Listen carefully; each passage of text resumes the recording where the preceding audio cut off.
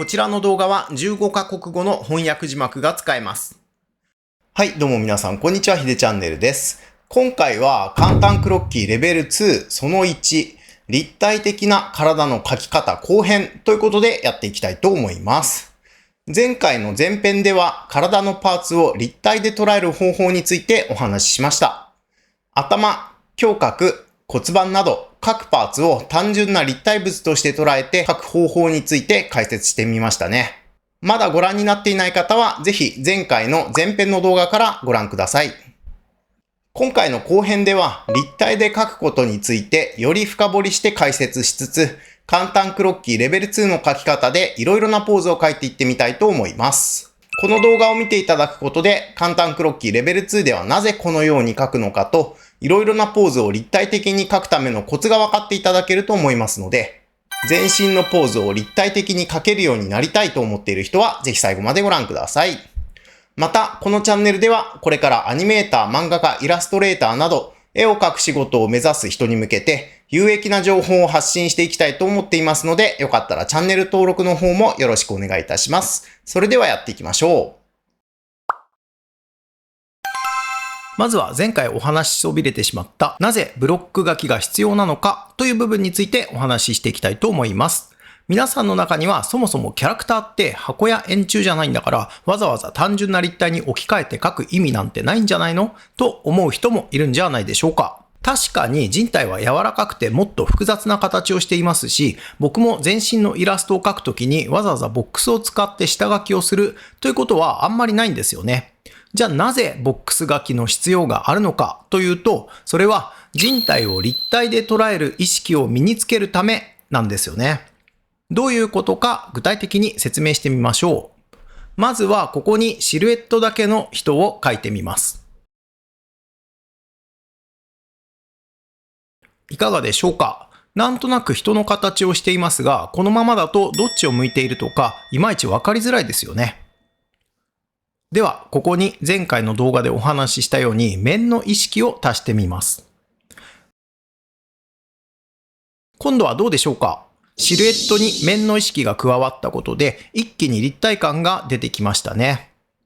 このように面を意識して描くということは絵を立体的に描く上で非常に大切なことなんですけど、ただいきなり面で捉えろなんて言われてもどうしたらいいのかよくわかりませんよね。そこで必要になってくるのがボックスに置き換えて考えるという練習なんです。単純な立体に置き換えて考える癖をつけることで、ただのシルエットでも立体を捉えられるようになってきます。ですので、人体のボックス書きは非常に重要なエクササイズとなってくるんですよね。ボックス書きにはもう一つメリットがあります。例えば寝そべったポーズや上から見た全身ポーズは初心者の人にとってかなり難しく感じるんじゃないでしょうか。同じ全身ポーズでも正面から見たときは簡単に描けるのに、体のパーツが重なるポーズになると途端に難しく感じてしまうなんて人も多いと思います。その根本原因は何かというと、体の各パーツを立体として意識していないからということが挙げられるんじゃないでしょうか。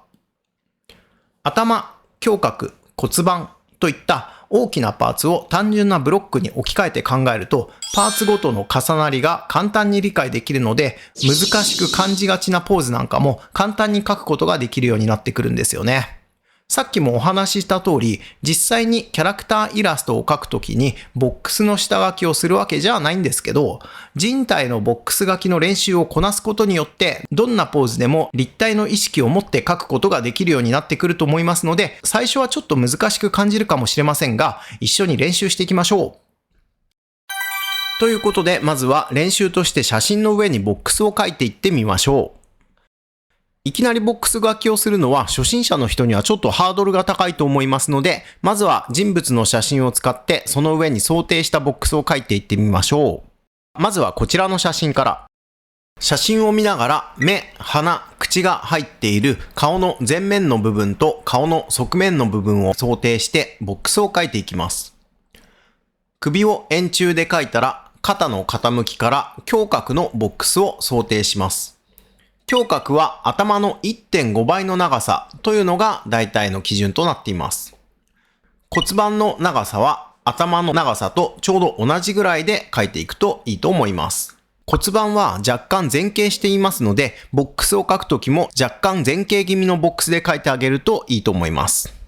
太ももの部分を円柱で描いたら、膝を球体で描きます。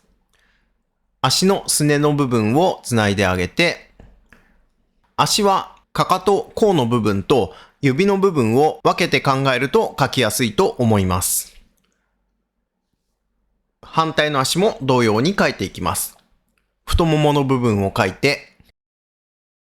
すねの部分を描いたら、足の部分はこんな形の立体に描いていきます。肩の部分を球体で描いて、腕の部分は上腕の円柱、前腕の円柱で分けて描いて、手の部分を平たい板状の形で描いていきます。反対の部分も上腕と前腕を分けて描いて、手の部分を板状に描いてあげます。いかがでしょうか？こんな感じでボックス描きの人物が描き上がりましたね。写真の人物は服も着てますし、そもそも人体は曲線で構成されているので、これはあくまで僕が想定したボックスの形となるんですけど、まずはこんな感じで体の面を意識しながら自分なりのボックスを想定して描いてみるという練習をしてみてください。それではもう一人描いてみましょう。こちらも頭、胸郭、骨盤の大きなパーツをボックスに見立てて描いていきます。このボックスはあくまで想定で厳密な正解があるわけではないので、どこからが前面で、どこからが側面か、書くときに必ず面を意識するということを忘れずに、自分なりに想定したボックスで書いてみてください。こんな感じに書き上がりました。これを踏まえて、今度は白紙からボックスの人物を書いていってみましょう。白紙から書くといっても、いきなりボックスを書いて全体のバランスを取るのはかなり難しいので、まずは簡単クロッキーレベル1で書いた素体を下敷きとして書いておきます。この時に比率やバランス、ボックスが通る軸を意識しながら書くようにしてください。胸郭と骨盤を単純な台形の形で書いたら、腕の軸も書き込んでおきます。こんな感じで下敷きができたら、この上にボックスを書いていきます。頭は顔の面と顔の側面を意識して、こんな感じのボックス。胸郭は少し手前に出ているように傾けて、頭の 1.5 倍の比率でボックスを書きます。骨盤は胸郭とは逆に少し後ろに傾いている気持ちでボックスを書いていきます。足は先ほど書いた軸の線をもとにこんな感じの円柱で書いていくんですけど、この時骨盤のボックスの真下ではなく少し外側にずれた位置に書くのがポイントです。人間の腰の部分は大天子と呼ばれる足の骨の付け根が一番幅が広くなるので、単純な立体で書く時も骨盤の上の面と線で結んだ時に台形の形になるような意識で書いていきます。肩の部分はボールのような球体として書いておいて、腕は立体を意識した円柱状の形に書いていきます。前腕も同じように立体を意識した円柱で書いたら、手のひらを四角い板状の形で書いて、指の部分は一つの大きな塊として書いておきます。反対側も同じように書いていきます。ここでは親指を書き足していますが、難しいようでしたらこの段階では書かなくても大丈夫です。あとは首をつないであげれば簡単クロッキーレベル2のブロック書きの完成です。いかがでしょうか？円柱や立方体は書き慣れない人にとっては難しく感じるかもしれません。そういう時は身近にある本やコップなどを単純な形に置き換えて書いてみると練習になると思いますので、ぜひやってみてください。それではいくつかブロックで書く練習をしていってみましょう。まずはアクションラインと体の比率を意識して簡単クロッキーレベル1の書き方で素体を下敷きとして書いていきます。肩の傾きを書いたら胸郭と骨盤を単純な台形の形として捉えて書いていきます。腕の線は円柱の軸となるイメージで書いておきます。下書きの当たりが書けたら、これをもとに体の各パーツを単純な立体として書き起こしていきます。頭の立体が描けたら、首の部分は円柱の形で描いておきます。軸の流れに合わせて胸郭のブロックを描きます。骨盤のブロックも軸の流れに合わせて描いていきます。太ももの部分を円柱の形で描いたら、膝の部分は球体で描いて、すねの部分も円柱の形で描いていきます。足の部分の立体は、かかとの部分、足の甲の部分、つま先部分で分かれているイメージで描くと描きやすいと思います。反対側も同じように描いていきます。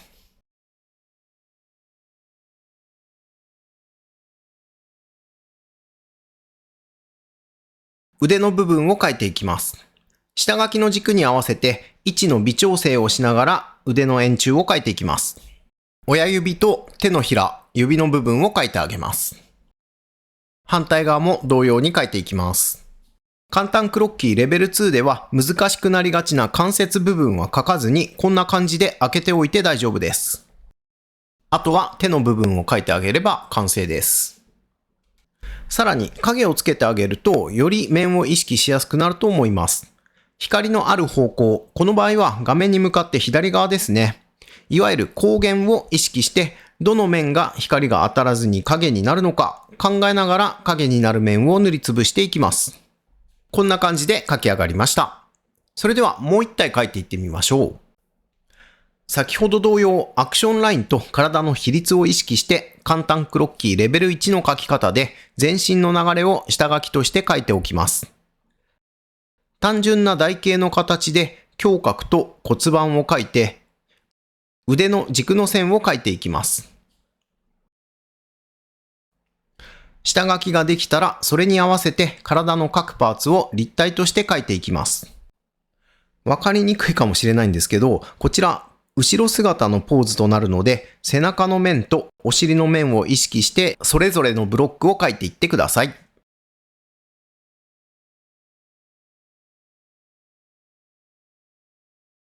太ももの円柱、膝の球体、すねの部分の円柱を描いていきます。足はかかと、甲、つま先部分に分かれたブロックを一つにまとめたような意識で描いていきます。反対側も同じように描いていきます。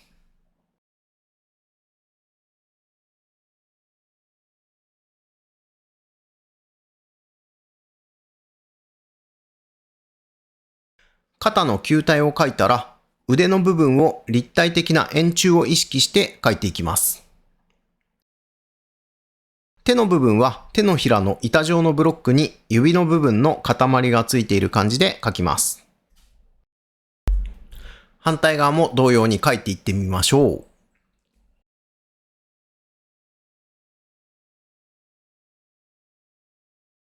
こんな感じに描き上がりました。あとは先ほど同様、光源を意識して影になる部分を塗っていけば完成です。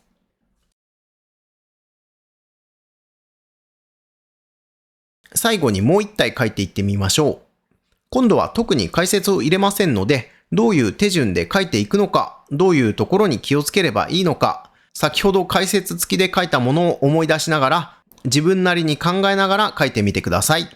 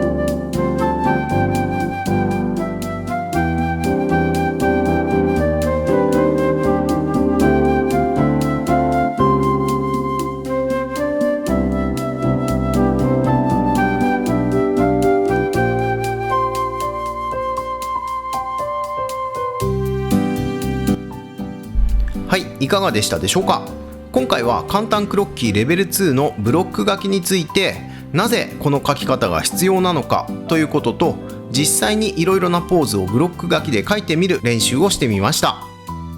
今回の動画では比較的書きやすいタッチポーズに的を絞って練習してみましたが、立体感のあるキャラクターを描けるようになりたい人は、物を立体的に捉える意識を身につけるために、ぜひいろいろなポーズをブロックで書く練習をたくさんやってみてください。こちらの動画も一つの参考にしていただければと思います。ここで重要なお知らせ。ライブ配信で描いた絵をまとめた本、イラストスキルアップのための絵の練習ノートがブースにて発売中です。下書きと線画がセットになっていますので、手癖や迷い線、人物を描くときにどこにポイントを置いているのか、どこを省略しているのかなど、絵を描くときの参考に、ポーズ集としてポーズのアイデアの参考にも使える一冊となっていますので、興味がある方は概要欄のリンクをチェックしてみてください。また、ヒデチャンネルオンラインサロンでは、平日毎日日替わりで教材を使って解説しながら進める絵の講習会やイラスト添削など、絵が上手くなりたいと思っている人に向けていろいろなことを発信しています。コミュニティも充実していますので、もっと一緒に勉強したい方、お絵描き仲間が欲しい方は、サロンの方もぜひご利用ください。それではまた次回の動画でお会いしましょう。ご視聴ありがとうございました。